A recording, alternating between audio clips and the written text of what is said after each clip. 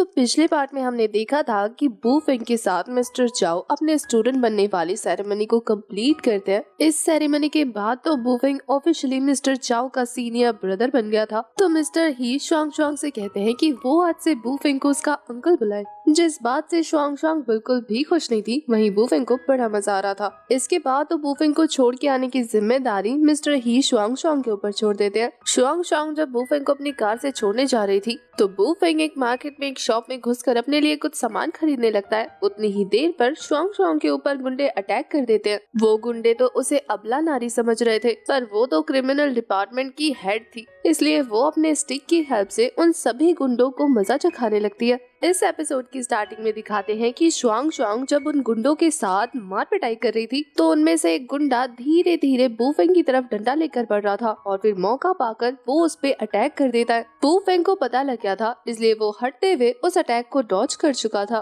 पर इस चक्कर में वो शुआंग शुआंग के पास पहुंच जाता है। शुआंग शुआंग तो गुस्से में कहती है कि मैंने इतने सारे गुंडों को मारा और तुमसे एक भी नहीं संभाला गया। वो तो अपने हाथ में बॉक्स दिखाते हुए कहता है कि मैंने अभी अभी से खरीदा है, अगर ये टूट गया ना तो फिर तुम्हें पे करना पड़ेगा। शुआंग शुआंग भी लाइक कि मैडम रास्ते से हटो, मुझे इस गुंडे को धोना है। इसके बाद तो वो बू फेंग के कंधे पर हाथ रखते हुए जंप करके काफी जोर जोर से उस बंदे को किक्स बरसाने लगती है, जिससे बेचारे गुंडे को संभालने का मौका नहीं मिलता और वो भी बाकी सबकी तरह ढेर हो जाता है। अपने भाई लोगों की ये हालत देखने के बाद टकलू भाई साहब को काफी ज्यादा गुस्सा आ रहा था। उन्हें देखकर ऐसा लगता है जैसे कि अब वो एक्शन लेंगे। दूर से उन सभी पर एक कार नजर रख रही थी। ये वही बंदा था जिसने उन गुंडों को भेजा था और इस बंदे को भेजने वाला और कोई नहीं बल्कि वही अमीर बाप की बिगड़ी हुई औलाद है जो किन चूचू को इम्प्रेस करने की कोशिश कर रहा था। उसी ने इस ब्रदर स्नेक नाम के बंदे के लोगों को भेजकर बू फेंग को पिटवाने की तैयारी की थी, क्योंकि इसे अपनी बेइज्जती का बदला जो लेना है। वो उन गुंडों को इस तरीके से पिटता देखकर कहता है, ब्रदर स्नेक क्या आप लोगों की बस का काम नहीं है ये?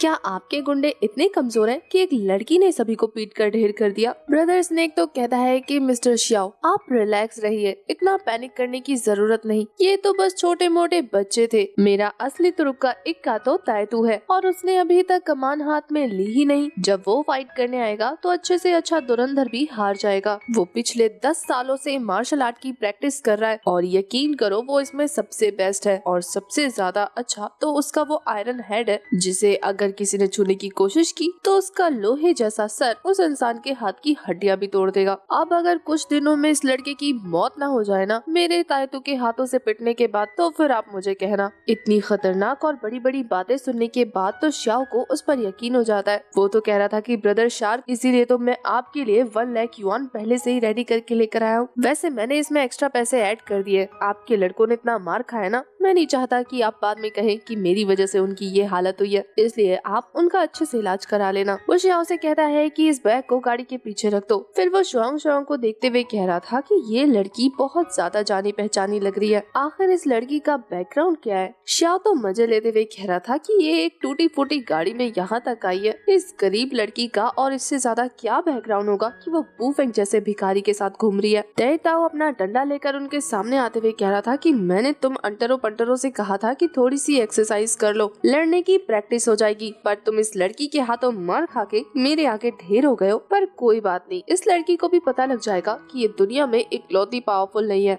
अब मैं इसे दिखाने वाला हूँ कि मेरा ये आयरन हेड कितना ज्यादा अच्छा है। पर उससे पहले सुंदर लड़की, मैं तुम्हें एक मौका देना चाहता हूँ। और फिर वो फनी सा डांस करते हुए कह रहा था कि एक बार मेरी बाहों में आ जाओ, फिर मैं तुम्हें माफ कर दूंगा और आज जो कुछ भी तुमने किया उसके लिए मैं तुम्हें कुछ भी नहीं कहूँगा। शुआंग शुआंग को तो इस टकलू पे इतना ज्यादा गुस्सा आता है कि वो दौड़ कर जाकर जंप करते हुए अपने स्टिक से उसके टकले पर एक जोरदार स्टिक दे मारती है। पर इन भाई साहब का टकला था या रबड़ की बॉल, वो स्टिक टकरा कर काफी दूर जाकर उछल कर गिर जाती है। इस अटैक से इस भाई साहब को कुछ नहीं हुआ था, तो ये देखने के बाद शुआंग शुआंग समझ गई थी कि इससे लड़ना आसान नहीं होगा, इसलिए वो बिना वेपन के अटैक नहीं करती बल्कि थोड़ा सा पीछे हटते हुए सोचने लगती है कि अब क्या करना चाहिए। दूसरी तरफ से तायतू भी आगे बढ़ रहा था। तभी शुआंग शुआंग को उसके पास गिरा हुआ एक वेपन नजर आता है। वो उसे बाउंस करते हुए कैच कर लेती है। तायतू अपनी तरफ से पूरी कोशिश कर रहा था उसे हिट करने की, पर वो उसके अटैक को डॉज करते हुए फिर से उसी वेपन से उसके सर पे हिट करती है, पर ताइतू को कुछ भी नहीं होता। ये देखने के बाद वो थोड़ी सी कंफ्यूज थी।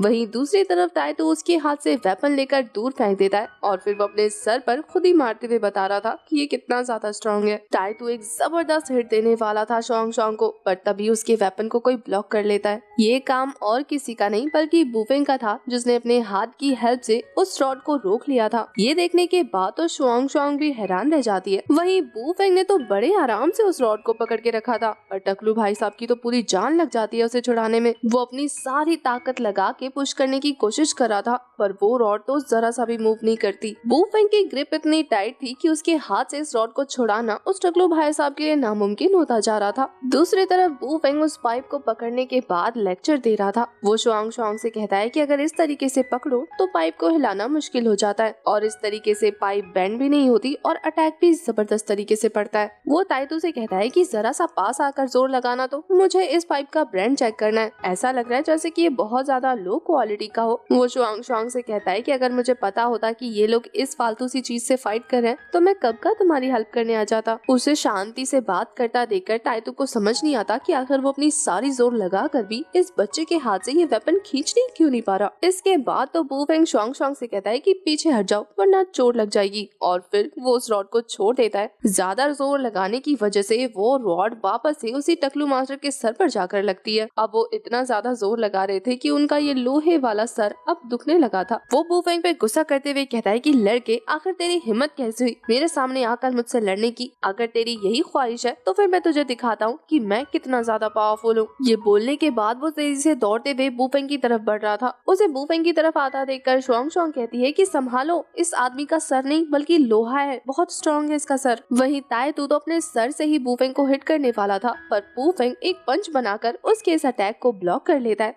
वुफेंग का पंच तो इतना ज्यादा जबरदस्त था कि बेचारे ताइतू भाई साहब तो उड़ते उड़ते अपनी कार पर जाकर भिड़ जाते हैं। एक ही पंच में वुफेंग ने उनकी हालत खराब कर दी थी। वो तो अपना सर मसलते हुए यही कह रहा था कि आखिर ये कैसे पॉसिबल है। मैंने 10 सालों तक आयरन तो गोंग प्रैक्टिस किया है। इस मेथड की वजह से अगर बुलेट भी मेरे सर पर आकर लगेगी तो वो भी बाउंस होकर वापस चली जाएगी। तो ऐसा कैसे पॉसिबल है कि तुम मुझे हिट कर पा रहे हो? वुफेंग तो कहता है कि अगर इसी तरीके से मुझे अकड़ दिखाते रहोगे तो मैं कुछ भी नहीं बताऊंगा। चलो एक दूसरे की थोड़ी सी हेल्प कर देते हैं। मैं तुम्हें नहीं पीटूंगा, इसके बदले तुम मुझे ये बता दो कि तुम्हें भेजने वाला कौन है। ताइतू खड़े होते हुए सलमान खान स्टाइल मारते हुए कह रहा था कि तुम्हारे पापा ने भेजा है मुझे। इसके बाद तो वो काफी फनी कुंफू मूव ट्राई करते हुए ये दिखा रहा था वुफेंग को कि वो कितना पावरफुल है और उसे कितने सारे स्किल्स पता है। वुफेंग तो उसकी बंदर गुलाटियों को इग्नोर करते हुए उसके सर पे एक जोरदार हिट देता है। फिर तो वो उसे बिल्कुल भी अटैक नहीं करने दे रहा था और जैसे ही मौका मिल रहा था वो उसके सर पे पंचेस बरसाने लगता है। वुफेंग का एक एक पंच ताइतू को काफी जोर जोर से पड़ रहा था। वो तो ये देखकर हैरान हो जाता है कि कोई भी उसके सर को नुकसान नहीं पहुंचा पा रहा। वहीं ये लड़का उसे मार रहा है और उसे चोट भी लग रही है।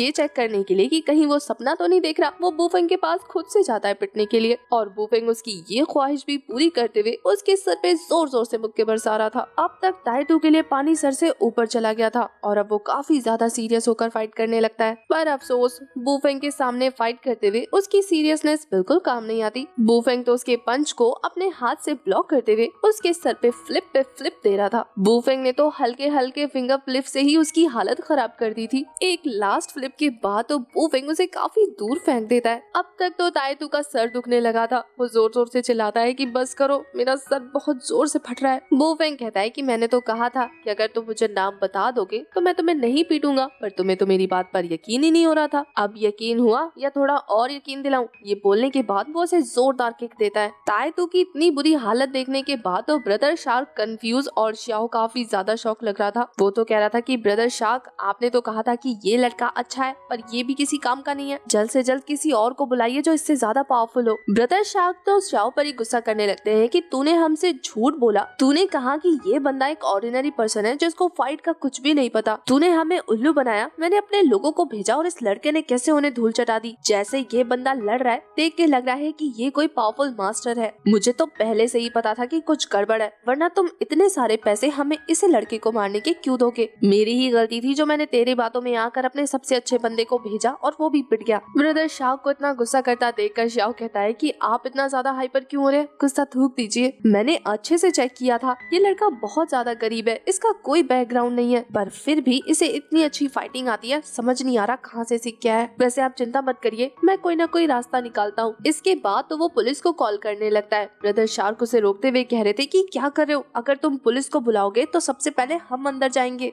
शाओ उन्हें समझाते हुए कहता है कि बड़े भैया फिकर नॉट, हमने थोड़ी ना फाइट की है। मैं तो पुलिस में ये कंप्लेन करने वाला हूँ कि एक मॉल के बाहर कुछ गुंडे आपस में लड़ रहे हैं, और इसके बाद तो वो पुलिस जाने और ये गुंडा जाने, पुलिस मार मार के इसकी हालत खुद ही खराब कर देगी। मुझे यकीन है अगर मैं पुलिस को बुलाऊंगा तो ये दोनों के दोनों कपल अरेस्ट हो जाएंगे और 10 दिनों तक बाहर नहीं आएंगे। ब्रदर शार्क को भी शाओ की सारी बातें सुनने के बाद सही लग रहा था। इस तरफ इनकी ये प्लानिंग चल रही थी, वहीं दूसरी तरफ बू फेंग उस टकलू भाई साहब की और ज्यादा हालत खराब करते हुए कह रहा था कि अब बताओगे मुझे। वैसे अब तक तो तुम्हें पता लग गया होगा कि तुम्हारा वो फिजूल कुंफू मेरे आगे किसी काम का नहीं है। वो तो कहता है कि हाँ छोटे भैया, मुझे पता लग गया आप कितने ज्यादा पावरफुल है, लेकिन अब तो मुझे जाने दीजिए। शुआंग को ताइतू से फाइट करते हुए बहुत ज्यादा प्रॉब्लम हो रही थी, पर वो उसी ताइतू को हमारे बू फेंग के आगे ऐसे गिड़गिड़ाते हुए देखकर गुस्से में उसके पास आकर कहती है कि जब तुम्हें इतनी अच्छी कुंफू आती थी तो तुम खड़े खड़े वहाँ मेरा मुंह क्या देख रहे थे, आकर मेरी हेल्प नहीं कर सकते थे। बू फेंग ताइतू को दूर फेंकते हुए कहता है कि मैंने तुम्हें कहा तो था कि मेरे हाथ में सामान रखा हुआ है, वो सामान काफी ज्यादा महंगा था, मैं नहीं चाहता था कि उसे कुछ हो जाए, और इसके अलावा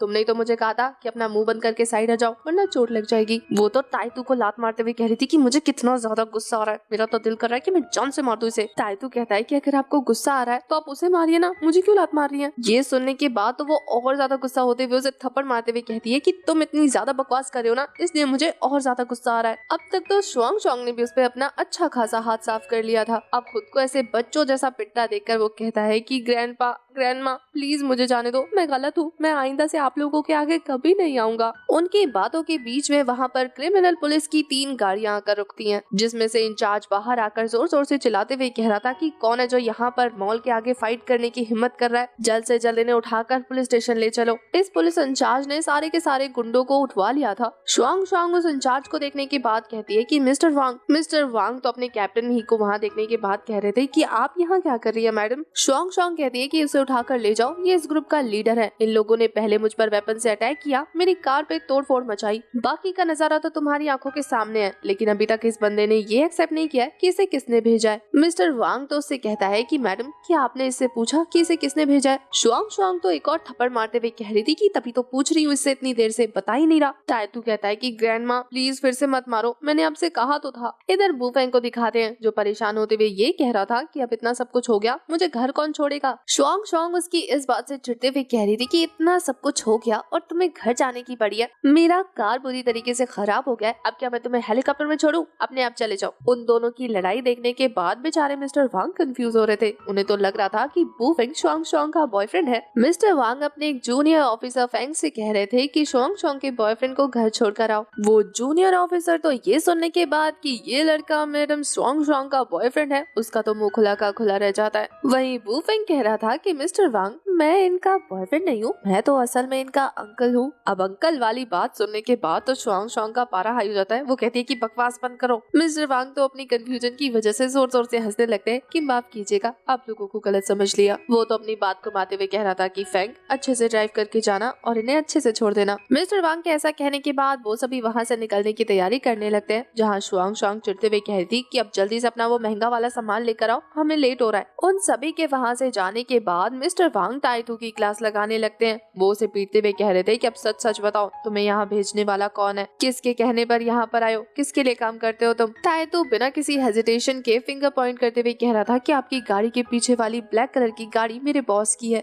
अब पुलिस ने तो ब्रदर शार्क को देख लिया था, ये देखने के बाद तो ब्रदर शार्क अपनी गाड़ी का शीशा लगाते हुए श्याओ का गला दबाने लगता है, ये कहकर कि तेरी वजह से उन लोगों ने मुझे पहचान लिया। लड़के क्या तुझे मरना है, तूने सोच समझ के सारी प्लानिंग की थी ना, तू मुझे यहाँ पे पुलिस से पकड़वाने लाया था। बेचारा श्याओ वो खुद हैरान था कि ये मुझे डांट क्यों रहा है। वो कहता है कि मुझे नहीं पता आपके साथ क्या हो रहा है, मेरा इसमें कोई लेना देना नहीं है। वहीं अब तक ब्रदर शार्क को पता लग जाता है कि असल में शुआंग कौन है। वो कहता है कि वो लड़की ही फैमिली की एल्डेस्ट डॉटर है। इतना ही नहीं, वो तो डेप्यूटी कैप्टन है क्रिमिनल पुलिस टीम की। तूने उसी के खिलाफ मेरे गुंडे भिजवाए, उस लड़की ने मेरे गुंडों का ये हाल किया और फिर तूने पुलिस को भी बुला लिया। तूने ये सारी की सारी चीजें जानबूझ के की थी ना। श्याओ जिसका दम निकलने वाला था वो अपने गले से उसका हाथ छुड़ाते हुए कह रहा था कि बॉस यकीन करो मुझे कुछ भी नहीं पता था इनके बारे में, मुझे तो जो भी पता लगा वो अभी अभी आपके मुंह से पता लगा। अब तक पुलिस तायतू के साथ ब्रदर शाह की गाड़ी के पास आ गई थी। मिस्टर वांग तो तायतू को उस गाड़ी से सटाते हुए इस गाड़ी का शीशा ठकठकाने लगते हैं। ब्रदर शाह को पता था कि अब वो बुरी तरीके से फंसने वाला है, इसलिए वो अपनी गाड़ी का शीशा थोड़ा सा ही ओपन करता है ताकि अगर उसे मौका मिले तो वो यहाँ से बच के भाग जाए। मिस्टर वांग तो ब्रदर शाह से कह रहे थे कि गाड़ी से बाहर उतरो, मुझे तुमसे बात करनी है। ब्रदर शाह के कुछ भी रिस्पॉन्स करने से पहले हमारा ये वाला एपिसोड हो जाता है खत्म।